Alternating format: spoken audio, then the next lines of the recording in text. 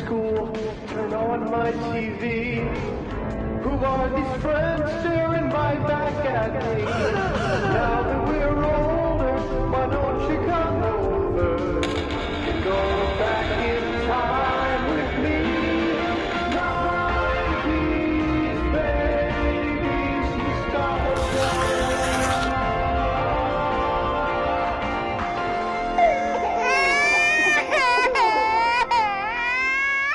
Hi, I'm Amanda.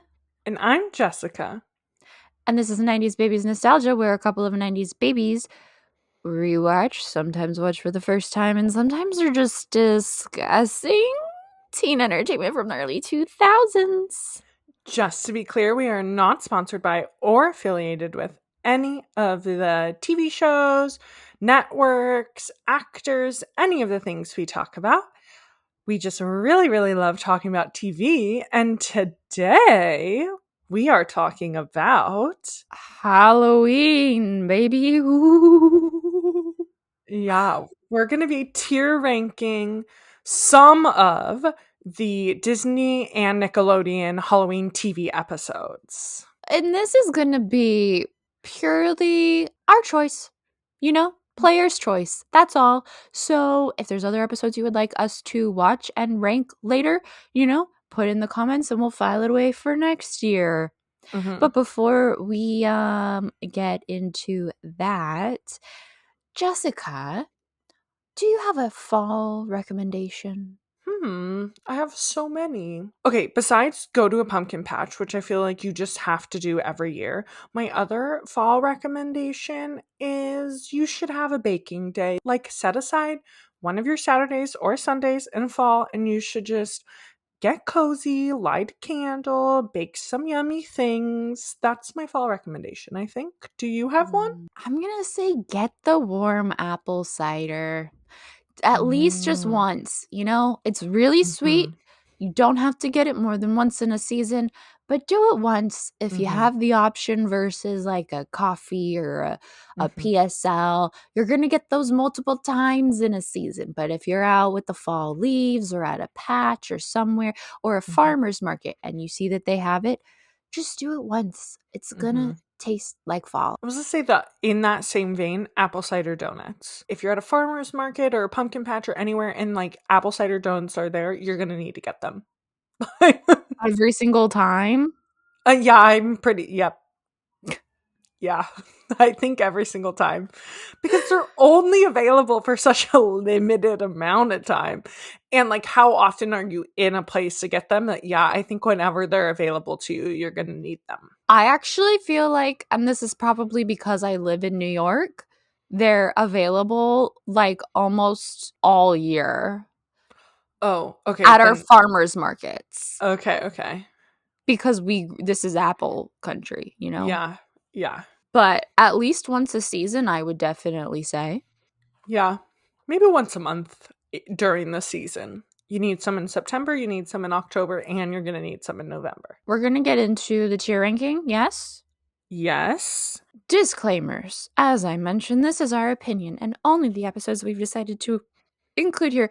But there's so many other episodes out there, and we missed a lot. And some of the ones that we're covering aren't even fully Halloween episodes. We'll get into that later.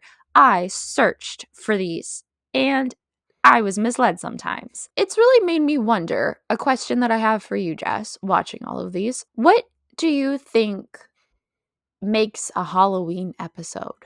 The season, like obviously it has to preferably take place during fall or during October.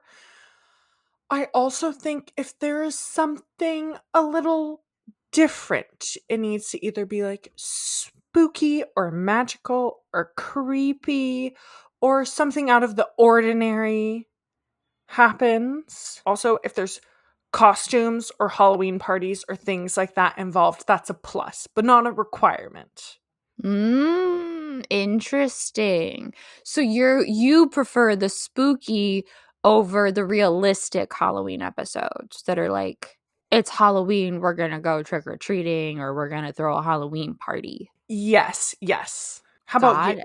What do you think I think I'm on a similar vibe. Like, I Okay. want to be a little spooked, but not really because it's a kid's show.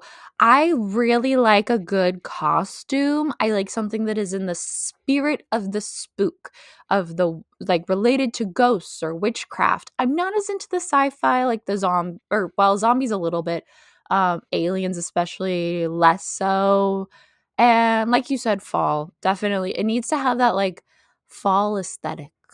Mm-hmm.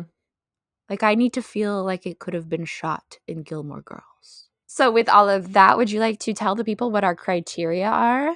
Yeah, so the criteria that we'll be judging these on loosely is it Halloween? How spooky are these episodes? Of course, we're like keeping in mind that these are for children, but still with that in mind, how spooky are they? If we have any like memories or nostalgia around the episode, the general vibes of the episode, and then if there's like a big iconic moment, like a big dance number or something that really stands out, we'll also judge on that. As you will see in the video, I will have our tier maker posted. If not, if you're just listening, we will try our best to describe everything. We have a classic S through F tier ranker for all of these episodes we will be covering. Level S is a spooky masterpiece. This is an episode that I'm going to want to watch over and over. Dare I say, nearly every Halloween. I was thoroughly entertained and a little bit spooked. A is it's just not quite an S, but it's a solid episode, you know? Yep. B is boo. Oh, sorry, you're just boop. You were so excited to give that. I could feel it. It's a solid episode. Could have been a little spookier. It's giving Casper, not Haunted Mansion.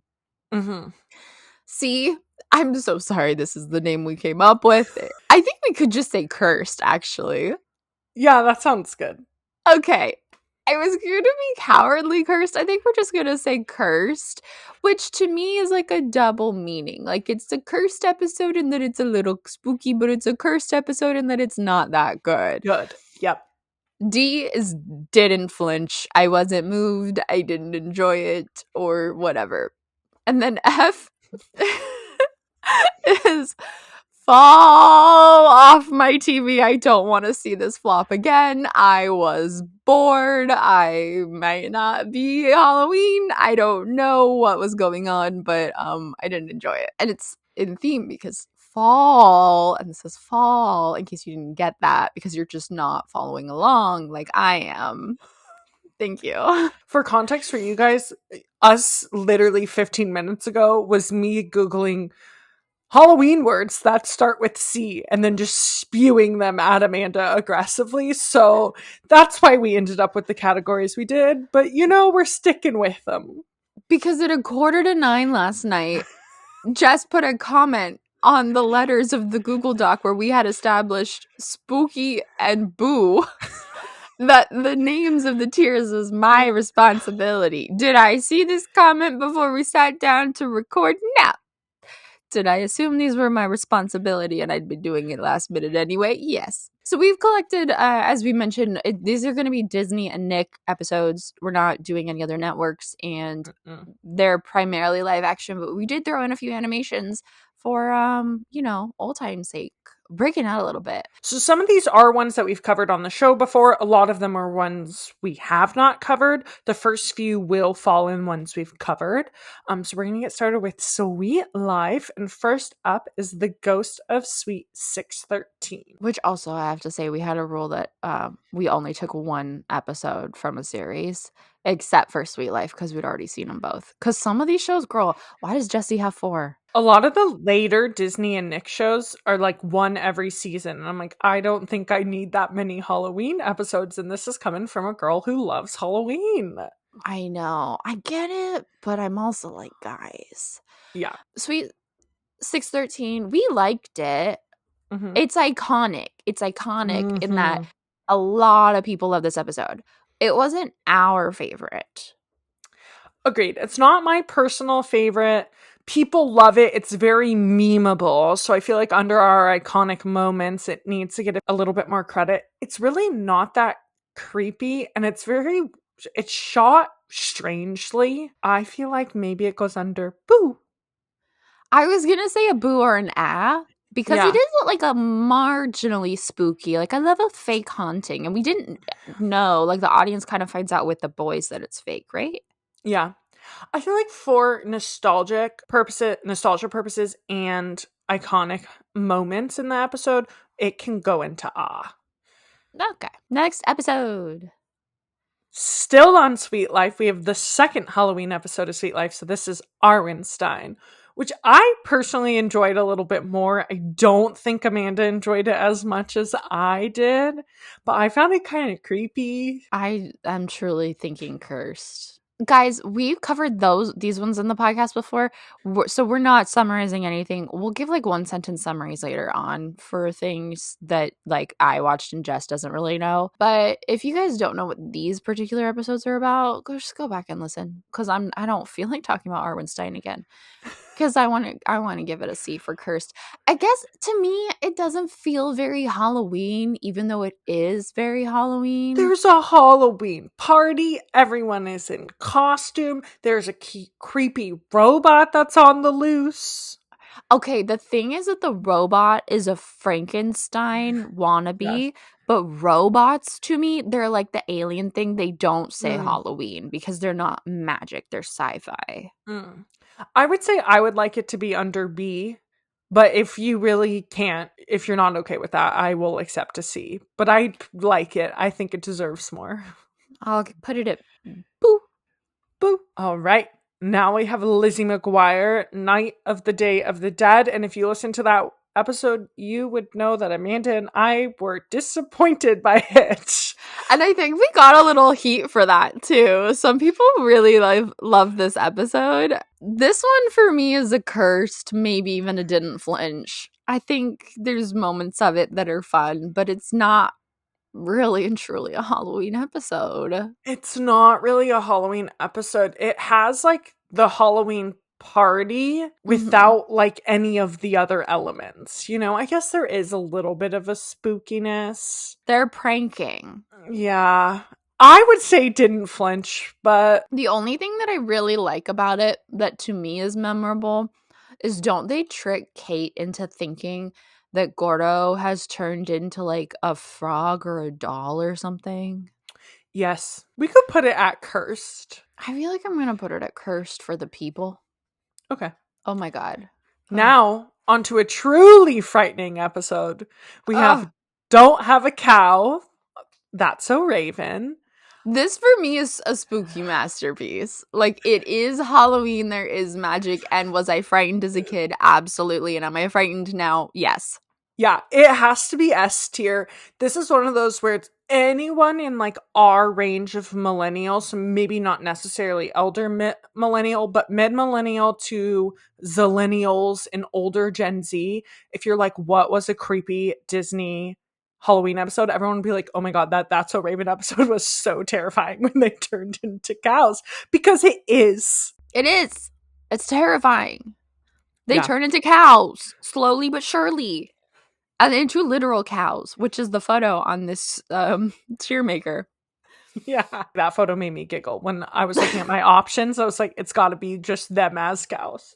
The cow with the red wig. That's So Raven is a spooky masterpiece. Next up, We have Phil of the Future, Halloween. it's just called Halloween.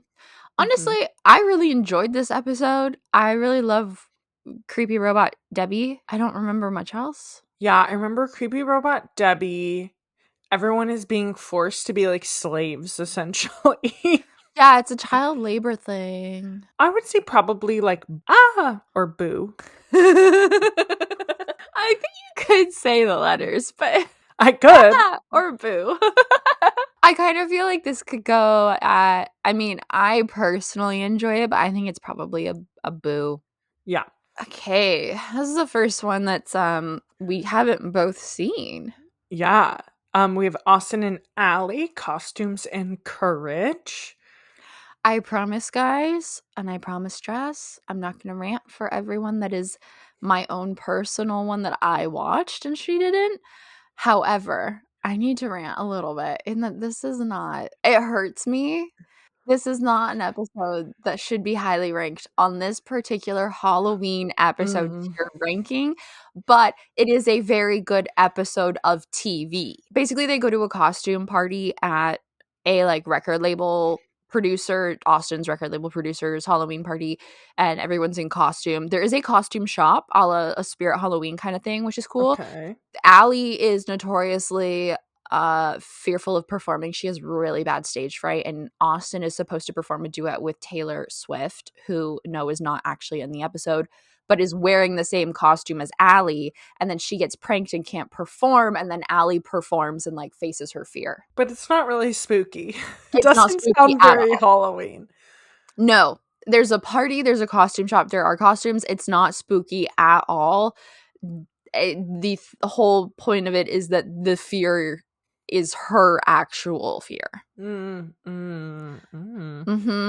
Yeah, I would probably put cursed or didn't flinch, and I hate that for my babies. Yeah, I would say I'll let you do the final thing, but I was thinking it sounds C or D. I'm gonna put it under didn't flinch. Okay. They have lots of other episodes. It's fine. They can redeem themselves. Then we have Wizards of Waverly Place, Halloween. Okay, I kind of think this is also a didn't flinch or maybe a curse. Okay. But I feel like there is spooky elements because they're like going to the underworld and like pulling out real ghosts to put in their haunted mansion. But then their ghosts are flops. That's the whole point. Yeah, they're like they all boring. suck. Yeah. They all suck. I watched it today and I was like, for a show that's about magic and inherently has Halloween vibes, this particular episode didn't do anything for me. Yeah, I would agree. I watched clips and I was like, oh, I remember this episode so well. And I would have never in my brain associated it as a Halloween episode. No, I would rather like a Wizards versus Angels when they got a little darker kind of thing.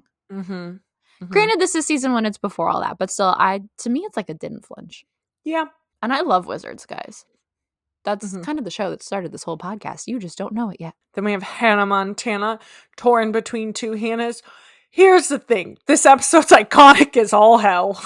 It is. And Miley really got to use her acting chops playing her evil twin cousin.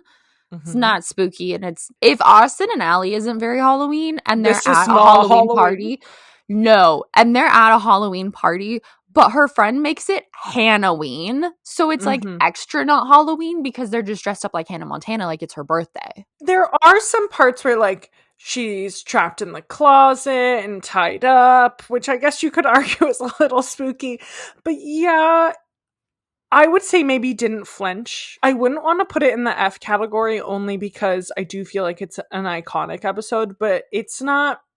Is it Halloween? No. Is it spooky? No. But we will give it credit that it takes place on Halloween. Yeah. There is a party. There are costumes-ish.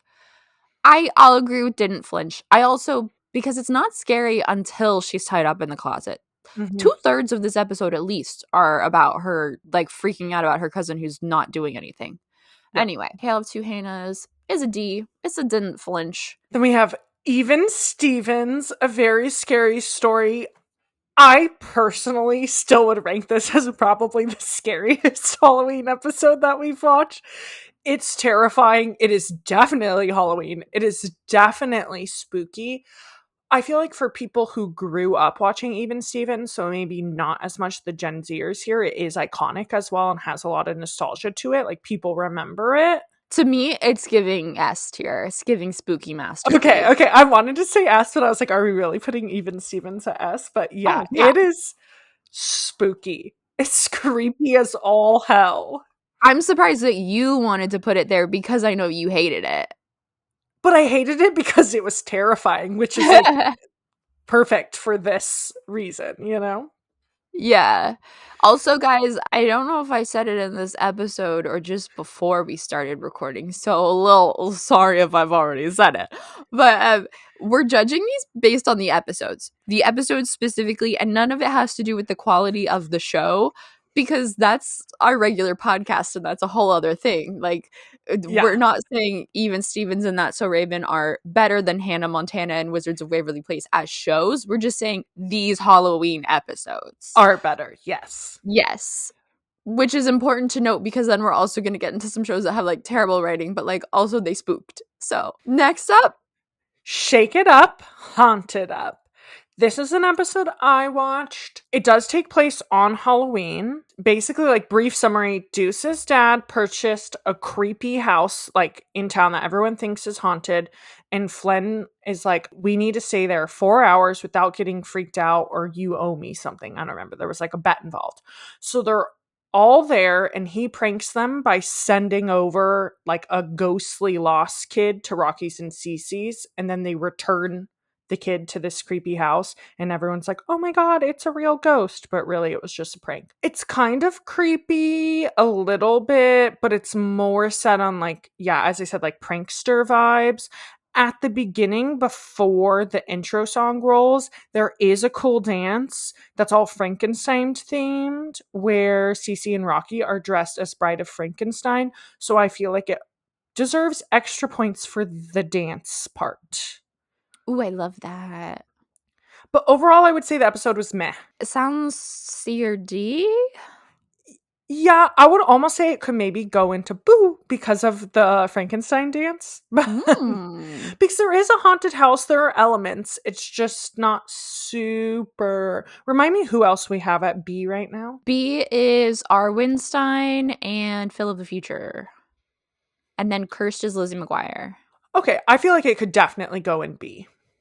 Wow. Surpriser from Shake It Up. Yeah. You don't sound thrilled by that. Well, just I was seeing what was next on the list, and I was like, oh god, I forgot I had to watch this. This is Good Luck Charlie. Scary Had a Little Lamb. Basically, it's so stupid. It's just dumb. Teddy is taking Charlie trick-or-treating, and then she's gonna go to a party, but there's this guy named Carl. Carl scares Charlie, and then also, like, mixes fake blood with rotten eggs, which gets on Teddy's costume, which ruins her costume, and means that no one talks to her at the party because she stinks of eggs. So then she's like, I need to get revenge on Carl. And so they invite him over, and she pretends to be like a crazy deranged woman and like goes and slashes Ivy with a butcher knife to scare Carl away. That's the episode. Okay, that sounded kind of spooky. But you said it was I would really say stupid. it's spoopy, not spooky. Yeah. Which was the original name of our S tier, and then you told me that that was bad, so. Oh, also, PJ's a goth because he's dating a goth. That feels important. Classic. Okay, how do you feel about it? Oh, there also was a sex with a ghost joke, which made me uncomfortable. What was it? Like, a ghost goes and visits the mom, and then I don't know, she makes some sort of sex joke. I don't remember the specifics, but it was very weird. Then she sucks the ghost up with a vacuum.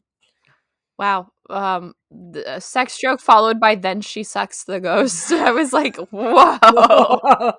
Yeah. This is not the show I remembered. Not like that. Here's the thing. I feel like it has spooky elements, but maybe the execution was not that great. Okay, remember, we are adjudicating. Third time I've said in the last 30 minutes that word.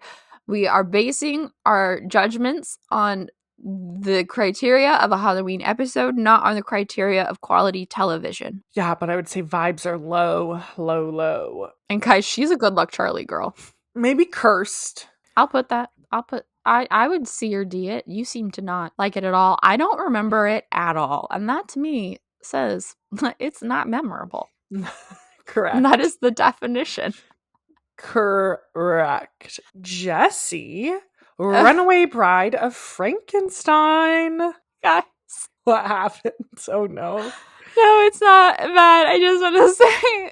So we only chose shows that at least one of us had seen before, like growing up. Not necessarily the episode, but we'd seen the show. Most of those, that means I've seen it, though a lot of these Jess had also seen. Jess has never seen Jessie. That's fine. I've seen all of it. I know lots of what was going on. There were like 4 episodes to choose from. And when we were narrowing it down, we purely were just like, sounds like a vibe, this title. I'm going to go with this one. And it's the first one I sat down to watch, and I thought, this maybe wasn't the right choice. Because I passed like 3 other Halloween episodes on my way to get to this one that all looked a little more applicable. Oh no. It is applicable. Okay. I actually did end up enjoying it. I did end up Mhm. giving it an A to B in my personal rating. The basic plot is it picks up where the previous episode left off, where Jesse's boyfriend proposes to her. Oh. I know, nothing scarier than marriage. She's 22, he's 25, and his mom's a nightmare. We know that. But also, he doesn't get along with the kids very well, and that's very important to her. So he spends the episode trying to, like, spend time with the kids, and he's very well-intended, but he's also a klutz. So he, like, accidentally drops the really good pumpkin carving and, like, dumb stuff like that. So they're all really mad at him.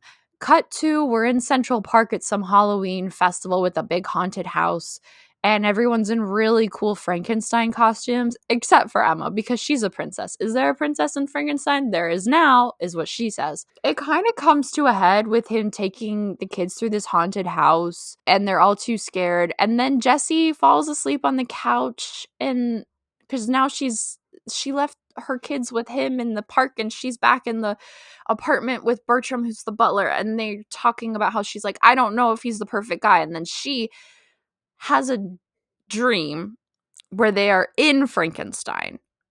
Okay. And they are the villagers of Frankenstein, and she's paid the scientist to build her perfect man, and it is this man, but then he keeps messing up because he's scared of fire, and there's all these triggers, and it's running around, and it's a cool dream sequence parody of Frankenstein, and the costumes are really good. And then she does end up accepting the proposal at the end because she realizes there's no such thing as the perfect guy, which you didn't really need to know that, and this is more details than you need to know. Okay. It won me over at the end, but the majority of the plot, if not all of the plot, is about her potential engagement, and that's why I was like, this was maybe not the episode to choose. But again, nothing scarier than lifelong commitment, am I right?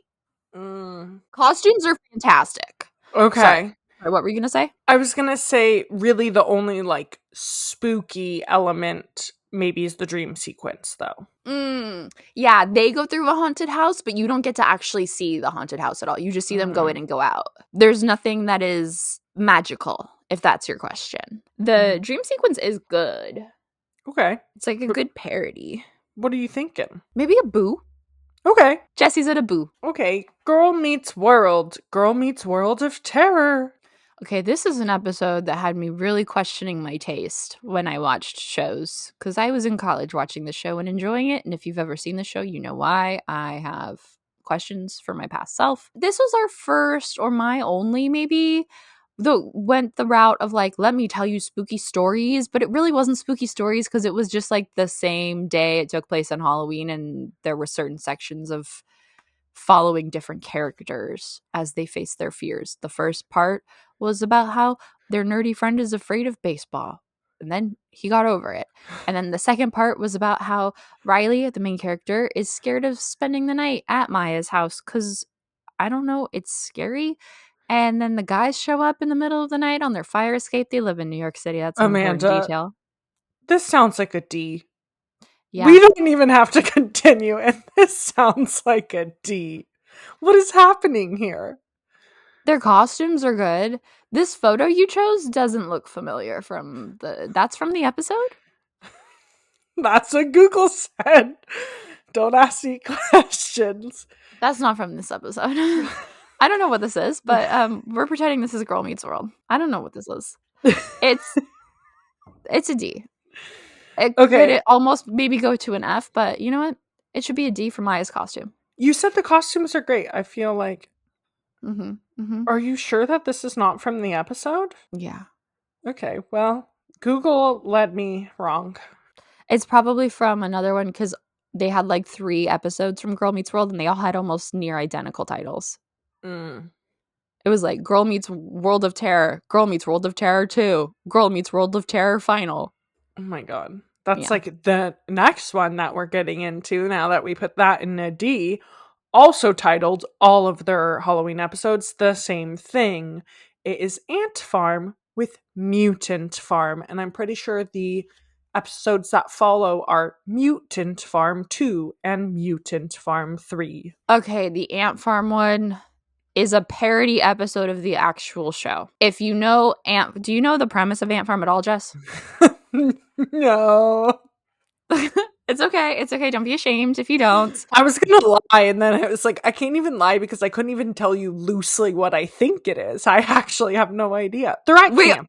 Oh my god, could you guess? Could you guess what they are? Are they at camp? No, baby, that's bunked. We got rid of that one. Got it. Don't know. No guesses? No. Do you know who the lead is? No. China Ann McClain. Oh, I was gonna guess that. I did know. Okay, so Ant Farm is a show about China Ann McClain's character, also named China, but spelled with a Y, who is a musical prodigy, and she goes to a school that has a gifted program for prodigies. Not all musicians; they're all very like one super sciencey, one super artsy, etc. But it's not the majority of the school. It's just this program, and the rest of the school are normal kids who bully them all the time because they're also like 3 grades ahead of what they should be, and they're babies. And thus it is the Ant Farm. And this is a parody episode in which all of those gifted little kids are actual monsters and the rest of the kids are normal and they're all scared of these monsters. So it's inherently spooky. There's really terrible CGI giving China fake snakes on her head because she's like a Medusa character. And then she spends the majority of the episode with this ugly yellow knitted cap over her snakes, which is almost more offensive than the really bad CGI. Yeah.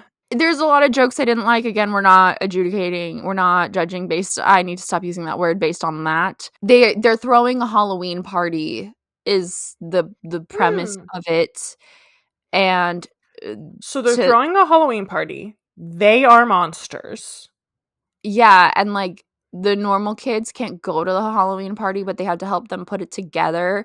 And there's all this like prejudice. And so China turns the monsters into normal humans so that they know what it feels like. And then everyone's like, this party is so lame. And then she sings, calling all the monsters.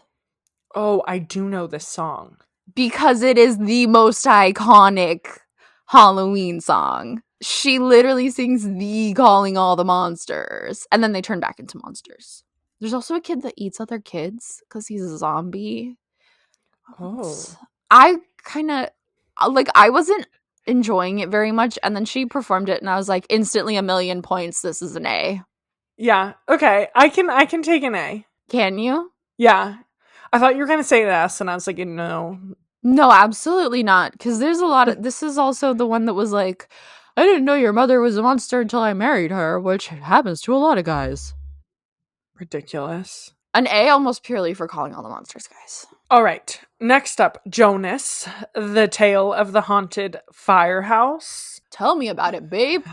Basically, so it's told in the style where like Kevin is telling the viewers a story and then you are watching the story play out. Okay. Girl Meets World was like that. Yeah. And so in the story, Kevin is trying to prove that the firehouse, because they live in a firehouse, the firehouse is haunted by a ghost. Okay. And the ghost is supposed to return to the firehouse that night because it's the 50th anniversary of the ghost's death and it's going to take over someone's body. And they all get trapped inside the recording studio, but then Nick has gone missing and they're like, oh no, the ghost has taken over Nick's body. Like, what are we going to do? But then really it's just a giant prank and everyone is in on it except for Kevin. Oh, so it's like he was trying to scare them, but then they reversed it? Or did he believe it the whole time? Kevin believed it the whole time. Oh. Kevin was the main person who was like, I got this ghost hunting equipment and I got this ghost book and it's a volunteer fireman who died here 50 years ago and he wants to still fight fires, so he's going to take over someone's body. And everyone thinks it's kind of silly, but Nick is the one who's like poking the most holes in it. And like Joe and I forget her name, whatever the female friend is that's in all the episodes. The You can blonde, tell, Chelsea? yeah, Chelsea. They kind of go along with it, but you can tell they're also like, I don't know, Kevin, but they're going along with Kevin, but really it's a giant prank that Nick has planned, and they're all in on it. It sounds similar to the plot of Sweet 613. That's literally what I wrote. I said it's giving amateur indie comedy horror film, but Disney, and reminds me of Ghosts of Sweet 613. Nice. What were you thinking of reading? So the only thing that I would give it plus for, which like you can tell me if this is really dumb, but I liked it, is they have interlude shots similar to that of Life with Derek. But for this, you know, the like weird interlude shots where like Casey and Derek are like pushing at each other or whatever. So they have those shots in this show too to move the scenes along. But it's like a dark, spooky hallway. They're all wearing dark clothes and spooky music, and they're holding flashlights and playing their instruments. And it was just kind of like spooky vibey. I liked it. You know, that's something I forgot to say about Ant Farm is that they did the theme song spooky. Ooh. Yeah, which is also part of why I'm okay with it at 8. Because I like when they do that, like, this is a normal part of the episode, but we spookified it for this one. I enjoy that. Yeah, that's why I liked the interlude shots, that I was like, okay, this feels small, but I like that they made them creepy for this episode. Mm-hmm. I would still say it's probably a D, maybe a C. It's like not very Halloween, and it's not very spooky. It takes place on Halloween? No, I don't think so. Oh, okay, then it's giving D. Sorry. Okay. I would have given it a C. But No. if it doesn't even take place on Halloween, that's all for our live action Disney. Now getting into the only 2 that we allowed ourselves for animated Disney. Yeah. We have The Proud Family, a hero for Halloween. Fucking S tier, guys. I love this episode. Do you remember it at all? Do you need me to give me like a brief summary? Yeah. Penny's feeling anti-Halloween. There's a big Halloween party that Magic Johnson is that his name, I think? Or no, the wizard is hosting, and Lil Romeo is going to be performing, which also hilariously, just side note, they give like live action shots of him like from his actual music videos, but like he's animated in the series, and I was like, it's funny. Yeah. She's very anti-Halloween. She also doesn't want to go trick-or-treating, but then her parents make her, and she's in this outfit, and then she gets magicified by like something, I don't remember what happens to her. Something hits her and she can now fly. And also their house is being haunted by a guy who used to live in it, by like a literal ghost. And Lil Romeo gets like stolen by the gang girls from the party. So she saves him as a superhero, brings him back to the party, then finds out that her parents' house has been like levitated up to the sky by this ghost that's haunting them, and saves them. And then like crashes back down, and like no one believes her that any of this happens. And we get a Lil Romeo like bounce with it, left to the right foot performance in it. Oh my god. Okay, yeah, I agree. It does sound S tier. Sounds fantastic. Very entertaining. There's real magic. There's a song, and it's one of the few Proud Family. Costumes. Yeah, and I don't rewatch the Proud Family very often, but I enjoy it thoroughly. And this is one that always like I remember. Yeah. Spooky masterpiece. Oh, that's right. She gets powers from like how bad her dad's candy is, plus a little extra thrown in there, like some little ghost magic got thrown on it. Anyway, okay. S tier. Yeah. Next up, I did not watch Kim Possible. Tell me about it. Kim Possible, October 31st. It is Halloween, and Kim, Ron, and Rufus go steal this ring from this project that Dr. Draken, Duff, and Shigo are after. And so they're all after, like in every single episode, they're after Kim, Ron, and Rufus, specifically Kim, because she has this ring, except it's really a bracelet, and it's like attached to her arm. Like an armband? Yeah, but they refer to it as a ring. I don't know why. But it's a bracelet. It locks on her wrist, and then every time she lies, it continues to like grow into armor. So you'll see it get like a little bit bigger, and then it's like gets a little bit bigger on her arm. It's like a bangle, and then it's like a full-on glove and encapsulates her hand. And she can't stop lying in this episode because It's Halloween and Ron wants to go trick-or-treating, but she thinks they're a little too old for trick-or-treating. And what she really wants to do is go to Monique. Monique is hosting a party. So she wants to go to that party because Cute Boy is going to be there. And she's lying to her parents because she doesn't want her parents to think that she is at the party with Monique, because then they'll make her help out with their haunted house that they throw every year. So they think that she's with Ron trick-or-treating. And so she keeps lying. And every time she lies, this thing grows and it turns into like full-on robot armor, which I think is the photo I showed. That is Yeah. And I recognize this photo, but could not have told you what happened in this episode at all. But this premise is giving Pinocchio. Yeah, it is Pinocchio. And then once she fesses up to her lies, she turns back into Kim. It was a fun episode. It is a little silly. There were Halloween elements because the parents are throwing this haunted house. There's a Halloween party. There's costumes. I would say it's probably like a boo. It was a good episode, but I wouldn't say it was like super, super Halloween or super spooky. Okay.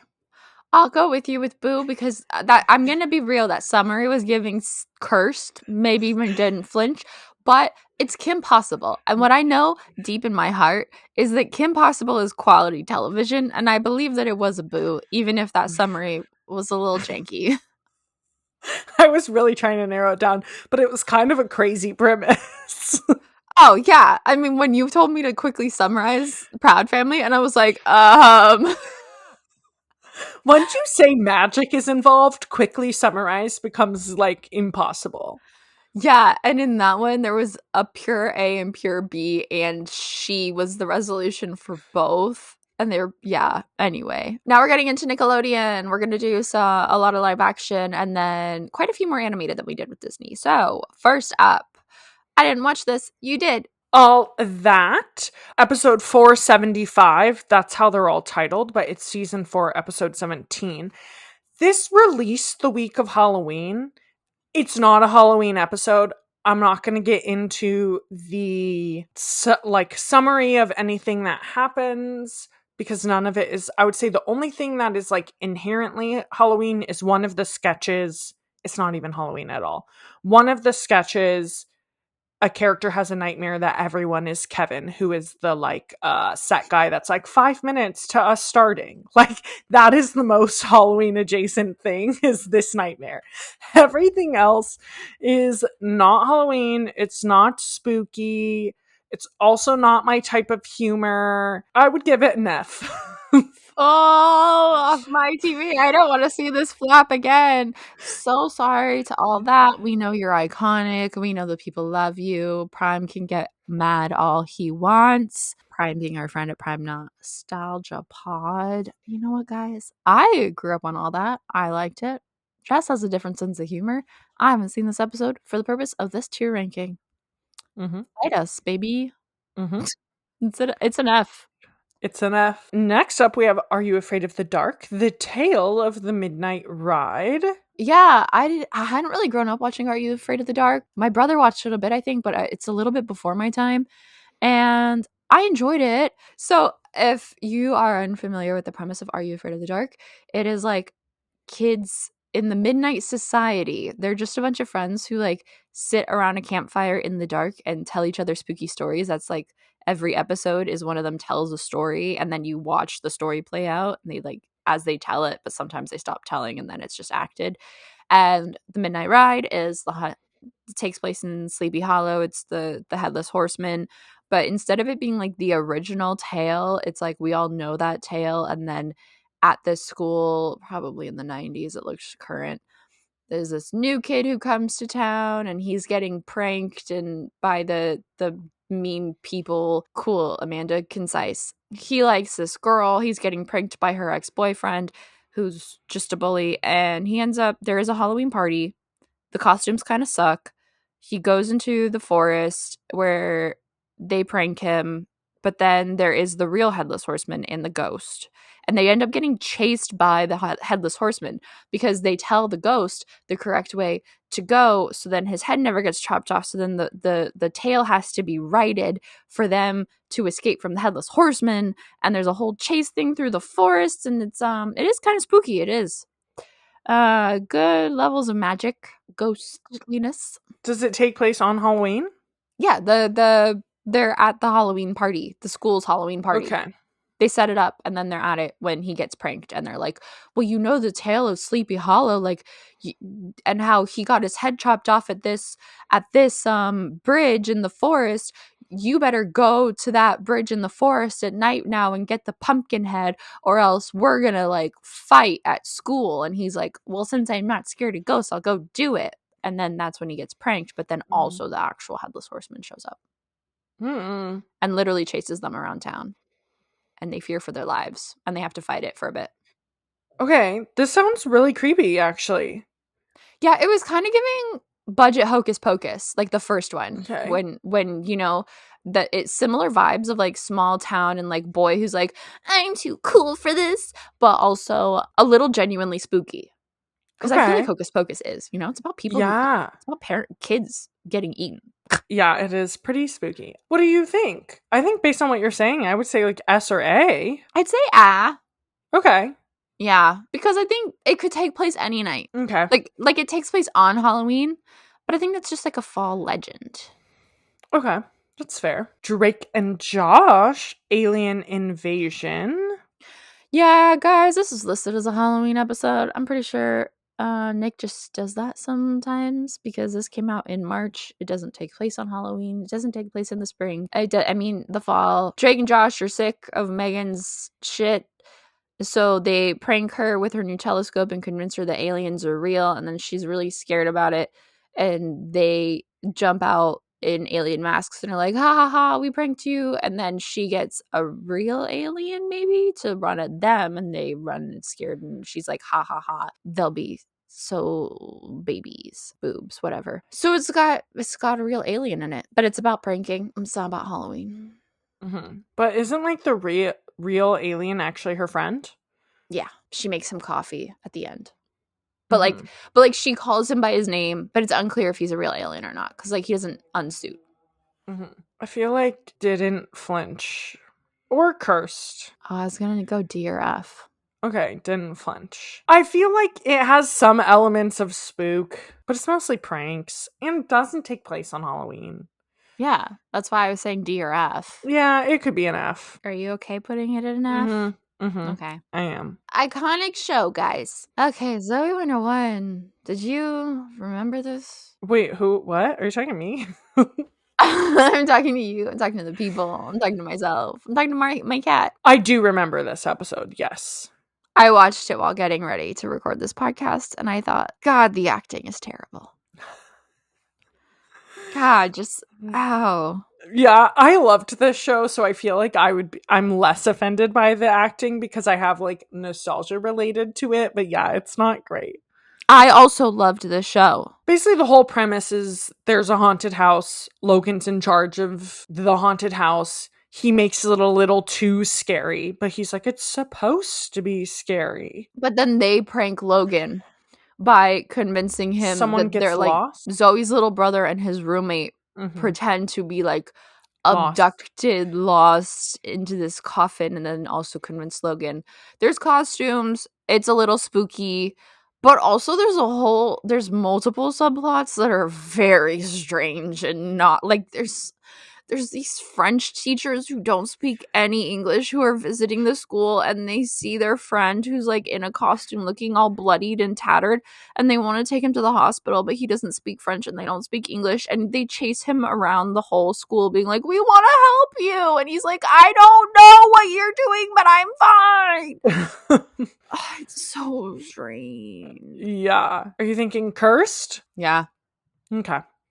Sorry, guys. The episode pains me, but for a Halloween episode, there is some spook. It is very Halloween. Because you don't know that Zoe's playing a prank as well. Do you agree, Jess? It's cursed.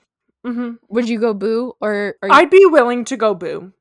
For the nostalgia and the, like, haunted houseness of it all. You know what? I think it should be cursed because I was gonna go Boo, but I'm thinking compared to Lizzie, I don't feel like it's above Lizzie. I think they're comparable. Yeah, that's fair. Okay. Next up, we have iCarly, I Scream on Halloween. this one was pretty good. It's a haunted apartment. Carly gets a letter for an apartment 13B. She brings it down to the doorman and he's like, no one lives in that apartment. He like convinces her that it's haunted. So they were going to do a special iCarly Halloween live stream anyway. So they decide to do it from that apartment to just figure out if it's really haunted until midnight.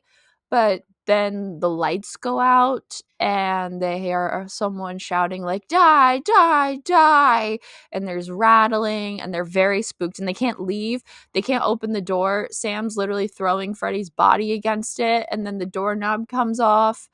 And it's like Ghosts of Suite 613, but better. It's not actually haunted.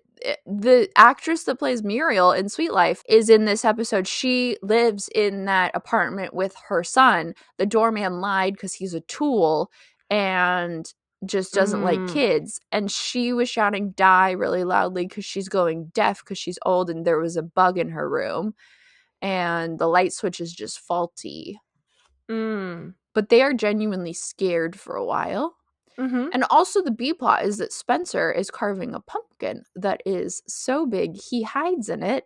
And because it's so big, he didn't have time to get candy. And the neighborhood kids roll him out on the street in his giant pumpkin. Okay.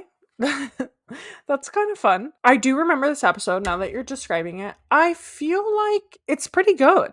Mm-hmm. I give it a B or a C. C. Yeah.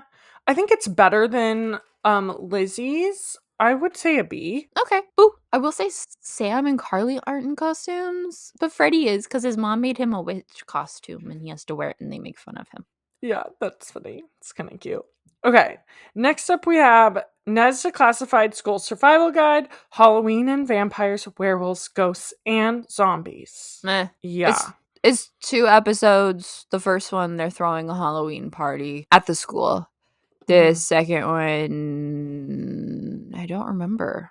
And I watched this not that long ago. I remember nothing about it was scary or spooky. Oh, I remember part of the Halloween party involved a prank where they thought that their principal died, but he was pranking them, making them think he was dead. But for a while, they were like, hey, there's nothing to see under this sheet. And like, we're fully walking around the school thinking they had killed him.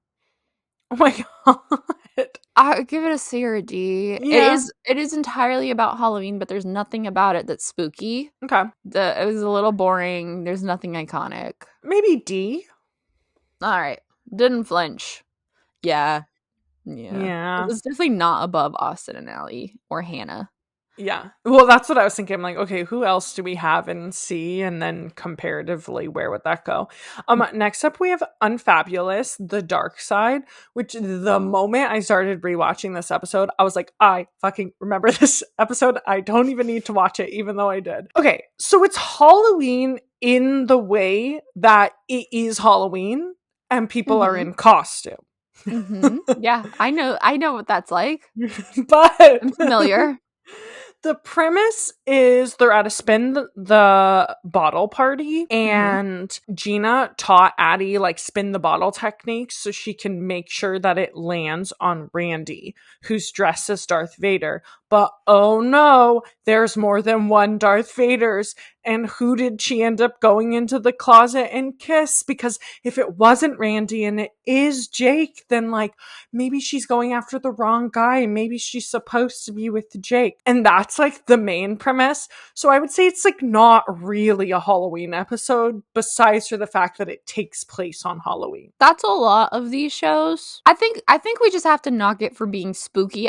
Or for not being spooky. I think it's not knocked for being about the plot of the show. Because like a lot of these shows have running plots and that's fine. Yeah. But it made it less spooky, so it gets knocked for that, right? Yeah, I would say like the premise, besides for it just happening to be the day of Halloween. The premise had nothing to do with anything related to Halloween or spookiness or anything. So I would say like a C is probably generous, but I it was is an thinking D. iconic episode. But yeah, D. But is it iconic for Unfabulous, or is there anything Halloween iconography? It's iconic for Unfabulous, but I would not say anything Halloween-y makes it. No. Okay, it's a D then, because Austin and Ally is iconic for Austin and Ally, but it's a D. Yeah, that's fair. Oh, next up we got a fun one. Naked Brothers Band, Alien Why- Clones. Why do you think this is a fun one? Why did you say that? Because I feel like how I imagine you watching this episode of Naked Brothers Band went is how me watching the Sam and Cat episode went. I don't think it was as bad as that. Okay. Because this isn't the one that I said I think I veto this. Actually, it was pretty bad. Sorry, I just read one of my first notes that involves already an adult is fat shaming a kid. The premise is they are filming a music video or some sort of something, and the director's whole concept is about clone aliens. And so Nat convinces Alex that clone aliens are real, which are like aliens that are a clone of you, but like one thing is kind of off, and that's how you know that they're not the real one, and they could be evil. So it could be like you really love milk, and so your clone hates milk, and that's how you know that's your clone alien. And Alex gets convinced that And it's real. the clones are evil. Yes. Okay. They're clone aliens, to be clear. So they're aliens. Okay. And it's kind of giving like watered down Us. Well, you don't know Us. You don't watch scary movies. Sorry. I'm questioning all of my taste. The one thing that like kind of slaps, and the whole reason that I remember watching this show when it came out, even though I was a little old for it, is the music. Because the music is pretty good. No one can deny that Nat and Alex are musically talented or talented actors. And they have a song called Run, Run, Run. And a whole ass music video that is in the middle of this fucking episode where they are in costume running around scared from these zombie aliens and as these zombie aliens. Or not clone aliens. And they're like, run, run, run, can't run any faster, run, run, run.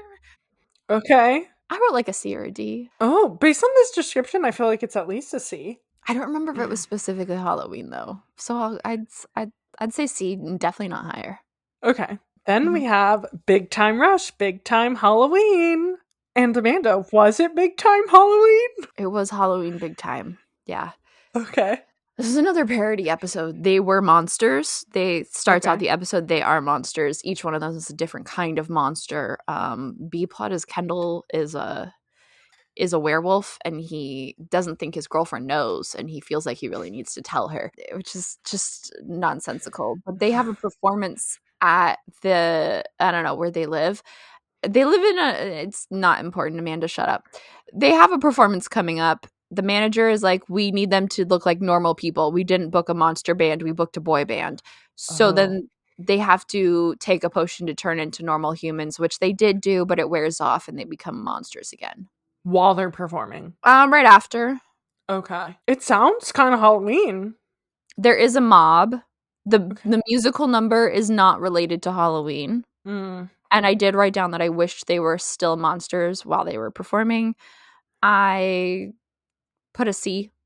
Okay. Maybe a D. I think a C. Okay, cool. It sounds more Halloween than the Lizzie episode and some of the It is. others we put there. So I feel It like... is, yeah. Okay.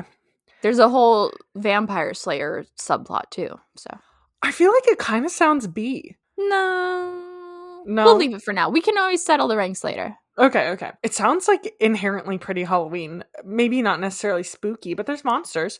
Guys, before we get into the next one, which is going to be fun and hilarious to listen to Jess talk about it, I also need you to know Jess hasn't ever seen Naked Brothers Band or Big Time Rush. I watched all of Naked Brothers Band when it was coming out. I had seen a couple episodes of Big Time Rush, but I wasn't one of those girls. I know that the Gen Zs love Big Time Rush now.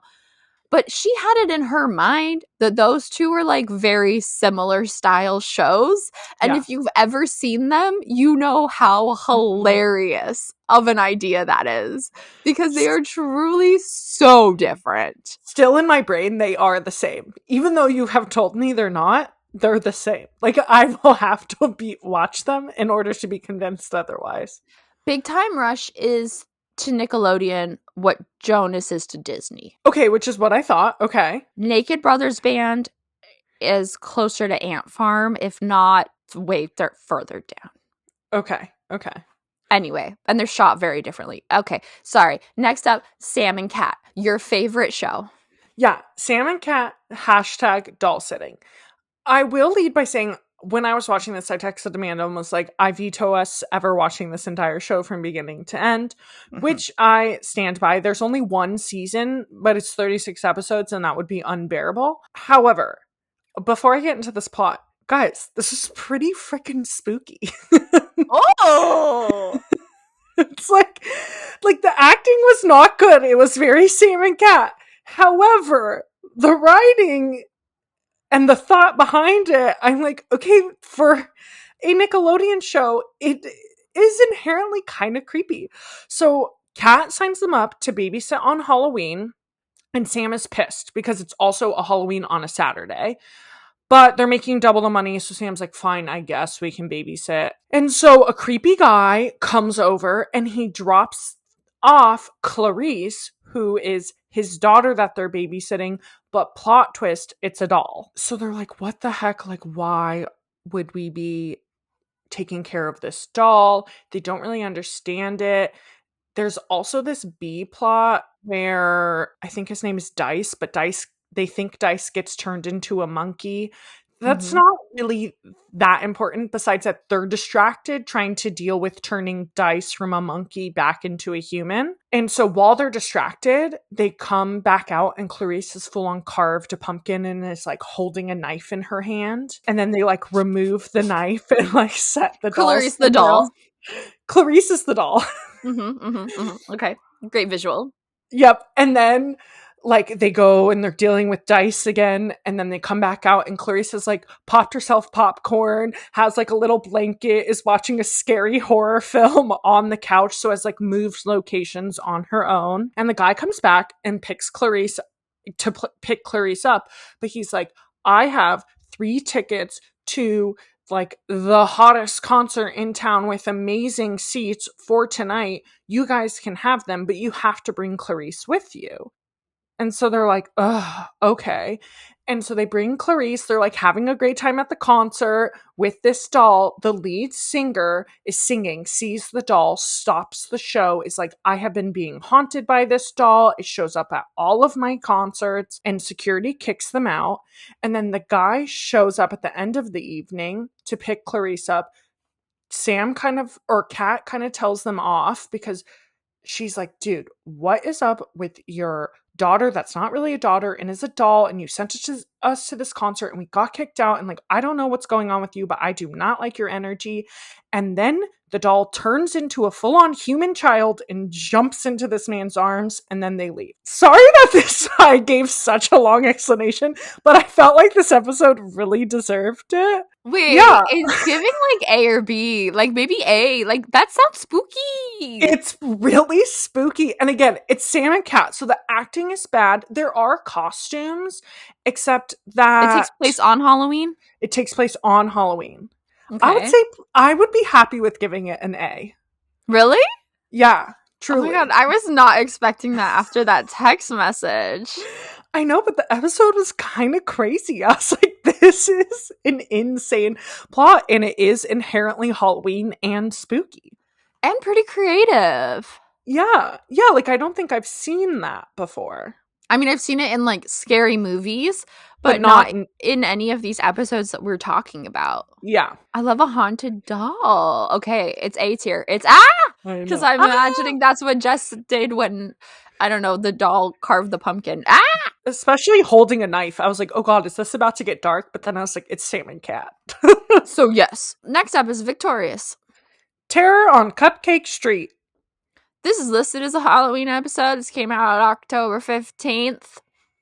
doesn't take place on Halloween. The thing is inherently Halloween about it.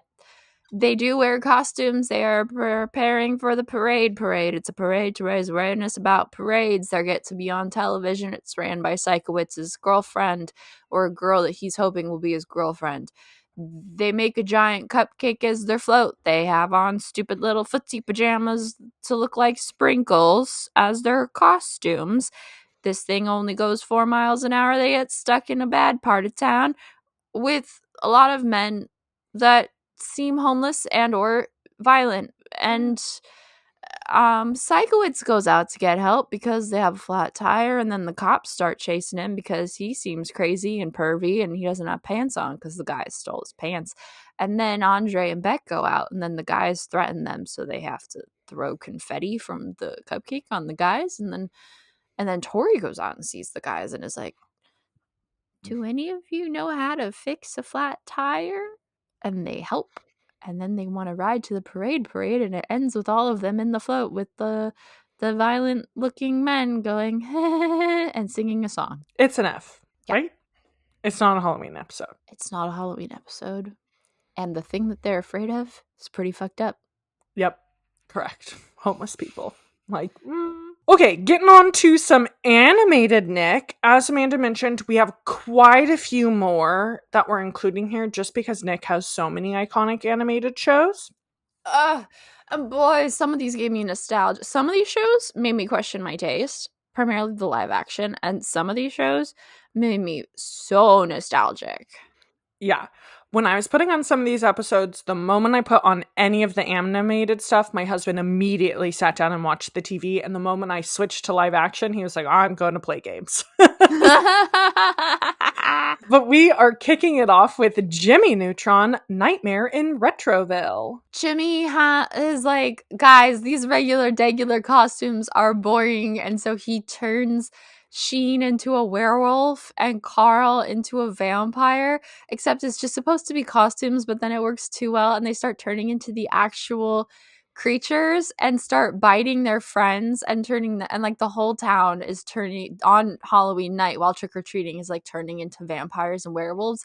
And then I think I gotta be honest, I stopped paying attention for half a second and suddenly Jimmy was this like floating pink octopus in the sky that was like fixing everything. It was crazy. Whoa! Sounds kind of like a drug trip. Okay. I put B or C. Yeah, it kind of sounds like a B, honestly. Yeah, I give it a B, yeah. Because it is spooky. And it's Halloween. It takes place on Halloween, yeah. There's costumes. Next up, we got Rocket Power the Night Before. Prepare to count down Rocket Power. I sent you this text message and you didn't answer. Where did you think that Rocket Power took place? Well, it's gotta be somewhere where skateboarding is big, so I would say it has to be on the West Coast. Yeah, it takes place in California. In Southern California? Well, that's why I'm San asking. Diego. Oh, interesting. It takes place in a fictional town that is in Southern California, but because they go snowboarding every winter and like also just the beach towny vibes, I don't know, it was always giving Santa Cruz to me. Like growing up, I always assumed they were like Santa Cruz. Yeah, but we have mountains too. Not as good as NorCal, but we got mountains, baby. With snow? Yeah. Oh, okay. It's like the night before Halloween. Otto and a few of them get talked into going out, and it's like everyone TP's houses and eggs them and stuff, and then it's for some reason tradition in their town to like TP and prank houses in the neighborhood the night before Halloween, but because it's tradition, there's a curfew on the city, so there's like this extra risk that if they're out, they could get caught by the cops. Which is the scare part. And also, I forget why, but there are times when, like, Sid and Reggie start... No, Reggie doesn't go. The other one. I don't remember his name. But the friends start getting scared, and then they all want to leave. And they do get caught by the cops who brings them back because she has a thing for their dad. Oh. Which I forgot about. That was kind of fun to revisit. I feel like it's not really spooky. It's a little spooky. They get a little spooked. Okay. And it takes place at night with kids running around, which is inherently a little spooky. And so night before Halloween. I do remember this episode. I remember liking it. There's no costumes, though, because it's the night before. Mm-hmm. Want to give it like a C? Yeah, I could go C or D. Let's give it a C for now, and we can always adjust. Okay. Rugrats Curse of the Werewolf. They're going trick-or-treating, and Angelica convinces the kids that they're going to turn into the monsters that they're dressed as. And Chucky's really scared he's going to be a werewolf. Oh. It's really...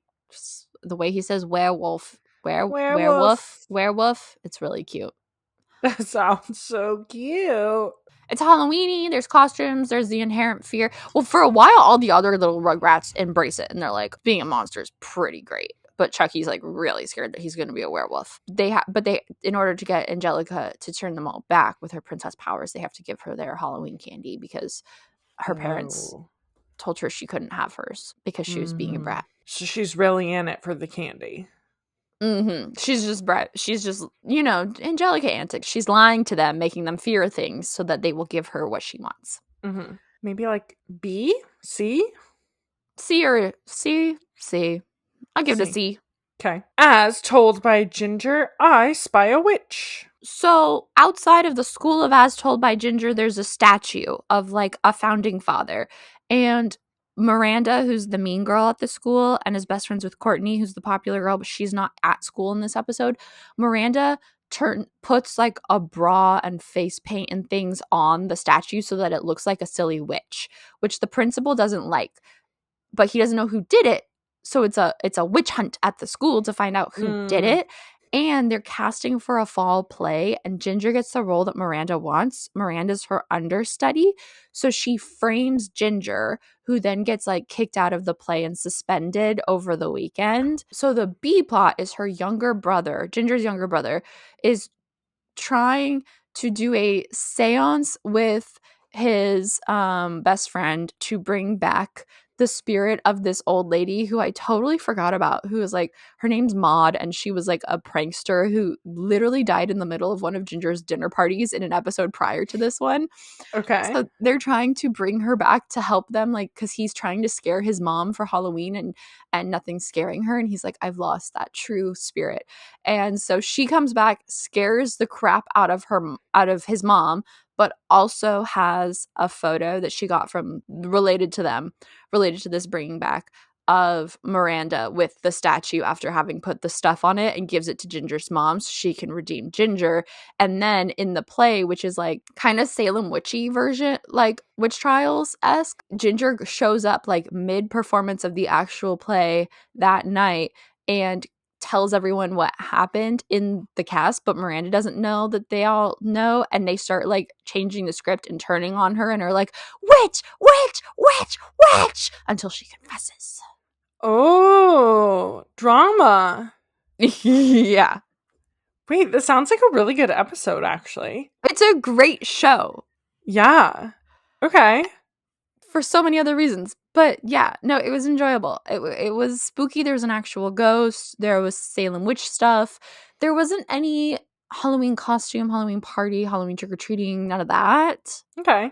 Are you thinking like Boo? B or C. Okay. I think let's go with Boo. It Okay. sounds more Halloween-y than some of the things we currently have in C. Okay, next up we got Cat Dogula. Okay, this one did not make me question my taste as a child. This one was like, yeah, I fucking knew this show was great, and everyone who judged me for watching it was so dumb. Guys, we almost took Cat Dog out the running of our list, and I was like, no, I just want to watch Cat Dog. And I don't think I'd seen it since I was a kid, and it's so good. There's a vampire problem on Halloween. There's these like Peruvian vampire ticks that are like biting people and turning them into vampires, and it's also Halloween, and they're wearing costumes and they're trick-or-treating, and Dog gets turned into a vampire but not Cat. And then there's an angry mob that's rising up against the vampires, literally like pitchfork style, like chasing them around town while they're trick-or-treating. And then the only way to turn someone back from a vampire is to smother them in garlic juice. And there's this conveniently abandoned garlic factory that they run to in hopes of like turning Dog back before the mob gets him. But also at this point, the whole mob has been turned into vampires by the vampire ticks. And just in the nick of time, Cat pulls the giant garlic crank thing and the juice falls on everyone. And they all get turned back. Yeah. While Dog is a vampire, is he trying to like bite people and turn like Cat into a vampire? Not Cat, but other people, but he keeps getting confused because Cat, as part of his initial costume before all this went down, just happened to be wearing a garlic necklace. So he just was like shoving it in Dog's face, and Dog would like turn back into himself for a second and then turn back into a vampire. And there's also scenes where Dog like turns into a bat and flies, with Cat just like, I'm not supposed to be this high in the air. So he has vampire powers, and he is a vampire. He wants to bite things. Yes. Okay. I give it an A, honestly. Yeah, sounds great. It sounds S. Yeah, I feel like I give it an A. Like maybe I could give it an S, but that feels biased. Okay. Let's give it an A. Yeah. All right, next up, Danny Phantom, Fright Night. They have to decorate a haunted house as punishment from a teacher. And so what does Danny do? He goes into the ghost realm and steals a sword that makes real ghosts come out and fight. That's the episode. But aren't the real ghosts like manifestations of people's worst nightmares? I don't remember that, to be honest. I zoned out. I think that is true, though. Okay, the issue I think that I had with this episode, and I think that this is a fault of Danny Phantom's and also a flaw the Wizards kind of ran into, is that the premise of the entire show is inherently Halloween-esque, so that the Halloween episode did not stand out at all. Yeah. So to me, for that reason, like, it's like a C or a D. I'd be okay with C. I feel like throwing Danny Phantom at D, even for this episode, is mean. I know. We have Wizards and Hannah at D, though. Ooh. Okay. Put it at D. We can close ranks later, because I feel like you're going to be surprised by some of the stuff. Next up, we got Fairly Odd Parents, Poltergeeks. Basically, Timmy's parents believe the house is haunted, and so they want to bring back their ghost hunting business that they used to have, which literally they just blew up people's houses, so it wasn't very successful.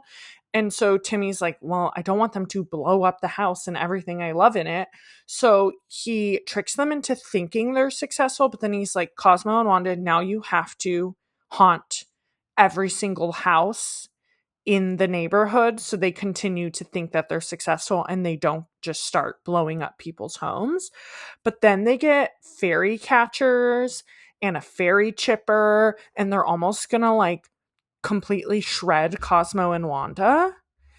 And there's this baby fairy, and it grows huge and it breaks out of this haunted house and it like rescues Cosmo and Wanda. It's not Halloween. I guess it is a little spooky, because it's not spooky though, because there's no actual ghosts. It's just Cosmo and Wanda pretending to be ghosts. It doesn't take place on Halloween?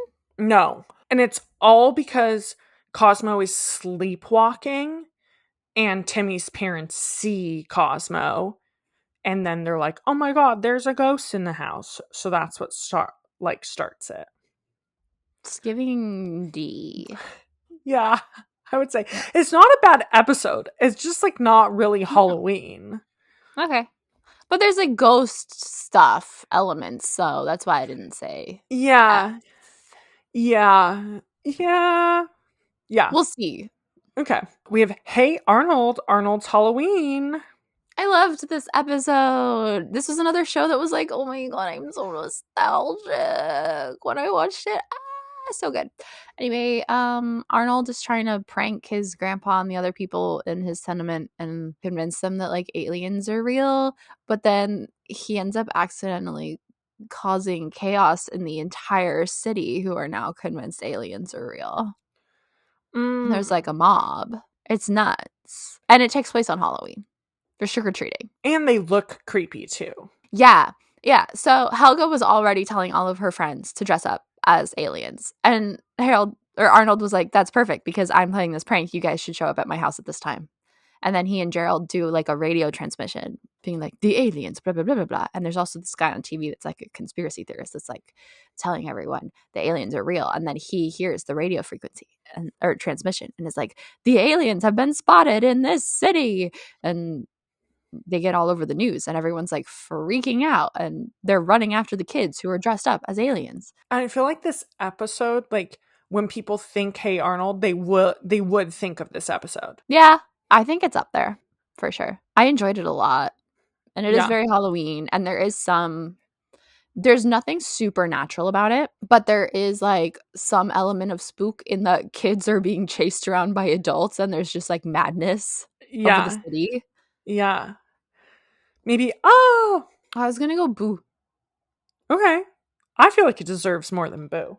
I'll put it at ah. Next up. The Wild Thornberries Blood Sisters. Nigel's filming an episode to educate people on bats because people have wrong opinions about bats and he wants everyone to know how great bats are. And so they're visiting this guy, Dr. Spinoza, to help him educate everyone on bats. And he answers, except it's not the real Dr. Spinoza, it's a full-on evil vampire. A real vampire? Yes. Ooh, the hesitation. I say yes because like he doesn't really seem that evil, but like yes, he is a vampire. Yeah, he can be a real vampire without being evil. Sure. Edward Cullen exists. That's true. And Nigel and Marianne both are kind of like, oh, this is kind of fucky, but they kind of go along with it in a way that you're like, why are you following this guy into like dark caves? Like, aren't you guys smarter than this? No. And then Debbie and Eliza are off just like trying to outspook one another and scare each other, and they fall down a trap door, and there's literally like thousands of bats, and all the bats release at once, and then they find the actual Dr. Spinoza, and then the imposter tries to bite Marianne, but she's a badass and like flips him over her body before he can get to her, and then the Eliza and Debbie are like, here's the actual Dr. Spinoza, and that's the episode. It's not Halloween, like it doesn't take place on Halloween or anything like that. I would say it is a little spooky because there's vampires, there's like a haunted castle, or at least it looks haunted. There's bats, there's creepy caves. It's giving Halloween-y. Yeah. Also, can I just talk about someone call CPS? The way that the Thornberries girls are constantly in danger, in mortal danger. Yeah. And like this entire episode, Nigel and Marianne are just like venturing off with this vampire. They have no idea where any of the kids are at any moment. Like literally. And nor do they care. And isn't that the scariest part of it? Yeah, truly. I appreciated because for the longest bit there was no bats, and I was like, you're not going to give us any bats. So when there was the cave full of bats and they all like swarm out and are buzzing around Nigel, and he's filming his show and he's all stoked about all the vampire bats, that was kind of cool. It definitely added points to it for me, but I would say it's still like a C. Oh, I thought it was sounding B. It could be a B. Oh, but we have, okay, I'll put it at C right now, just because, like, that's where Rugrats and Rocket Power are, and it feels comparable. And then the last one, Jess, do you want to talk us through this last one? Yeah, Lazy Town Haunted Castle. Okay, we decided to include this. We know it's a little more younger leaning. Amanda didn't watch it. I watched it because I babysat a lot of kids who watched this at the time that it was coming out. I hadn't watched it. I've never seen an episode of Lazy Town, but I saw it on the list of Halloween episodes, and I was like, wouldn't that be hilarious? Yeah. And what Lazy Town has going for it in terms of a Halloween episode is that the animation style of Lazy Town is haunting. Like, it's just creepy. Yeah, because like they have actual humans playing characters, but then they also have like claymation looking characters. But then the background looks very like theater backdrop. So you have like a lot of different textures and layers going on with actual humans. It's like, yeah, it's I know the vibe. very strange. It's giving Disneyland. Yeah.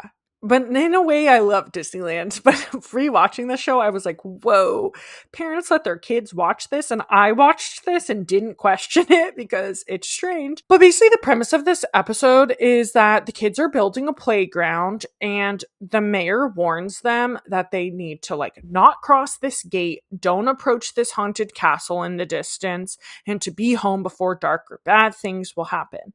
And so as it's getting dark, all the kids are like, let's go exploring the castle. And so they do, and Robbie Rotten dresses up as a ghost and scares Ziggy, and the castle almost comes crashing down because they're all at the top of it and it's like crumbling. And then Sporticus comes and saves them all and they go home. It's not spooky. I would give this a D or maybe an F. It's not Halloween? It's not Halloween, no. Okay, I'll put it in F. Okay. Okay, I feel like we have to close ranks though, because they're definitely somewhere I'm feeling like I was too harsh on them and I'm regretting it. Okay. Let's go. Or do you want to go F up or you want to go S down? I was going to ask you, do you want to go down or up? Let's go down. Let's go down. So start with S. Yeah. In S, for Spooky Masterpiece, we have That's So Raven, Even Stevens, and The Proud Family. Okay. All of which deserve to be there. Mm-hmm. A, for The Ghost of Sweet 613, Ant Farm, Are You Afraid of the Dark, Sam and Cat, Cat Dog, and Hey Arnold. Okay. I feel good with all of those at A. I feel like the only ones, yeah. I'd say we could probably make an argument if we wanted to for Ant Farm because of Calling All the Monsters and for Hey Arnold, but I'm happy to keep them at A. The vibes weren't good enough for an S. Okay. B. Yeah. Boo! Arwenstein. Uh-huh. Phil of the Future. What is this that I'm looking at? Oh, Shake It Up. Jessie. Which I'm good with Boo, or I could do A. Kim Possible. You still good with Kim at B? Not based on the other things in the category. I feel like it could be A, but continue. What is this? iCarly, Jimmy Neutron, and As Told by Ginger. Do we have thoughts about things we want to move around? Yes, I think so. What was the one that you said potentially could move up? Jessie. Okay. Because it has the whole Frankenstein scene. Theoretically, iCarly was pretty good. Jimmy Neutron was pretty good. Phil of the Future, honestly, I really liked that Halloween episode as well. But I'm not mad at any of these being at B. I personally, if you feel inclined to move Jessie because you watched it, I feel like we should. From my perspective, I feel like we definitely need to move iCarly and we definitely need to move Phil of the Future. Up to A? Okay. But Kim's staying at B? Yeah, because then I started to think about how convoluted and crazy that plot was, and then I decided it's a B. I moved all three of those. Okay. And I think that works because I think there's more like D's and C's that I'm going to want to move up. Okay, so in C, Cursed, we have Lizzie McGuire, which I already am like, should that have been a B? No, I don't think so. That episode is not great. Good Luck Charlie. Okay. Zoe 101. I feel like Good Luck Charlie can move down. Down. Okay. Yeah. Zoe 101. I could move it up if you want to. Okay. Just because it is spooky. Yeah. Yeah. Let's move it up. Okay. Naked Brothers Band is staying where it's at. Big Time Rush is also in C. I could maybe move it up, but I'm not terribly inclined. Rocket Power, Rugrats, and Wild Thornberries. I think Rugrats could move up. Okay. I'm good with Wild Thornberries and Rocket Power staying where they're at, though. At C? Yeah. And then D for Didn't Flinch. I have Austin and Ally. Okay. Which does have a Halloween party costumes and a small prank. Wizards of Waverly Place. I just don't think it's that good of an episode, but that's not what we're supposed to be doing the criteria on. But it's not spooky at all. No. I think it's fine at D. And Hannah Montana is fine. Definitely fine at D. See, I was like, could Hannah be a C? But it's really not Halloween. No. And as you said, the costumes there, it's Hannah. They're all Hannah. Like, they're just... Yeah, I feel like, no, it should stay at D. Girl Meets World is definitely a D. I don't know what this picture is. It's one of the ones that you watched. Jonas. That's a D. Leave it. Ned's Declassified. It's not scary at all, but it is very Halloween. Okay.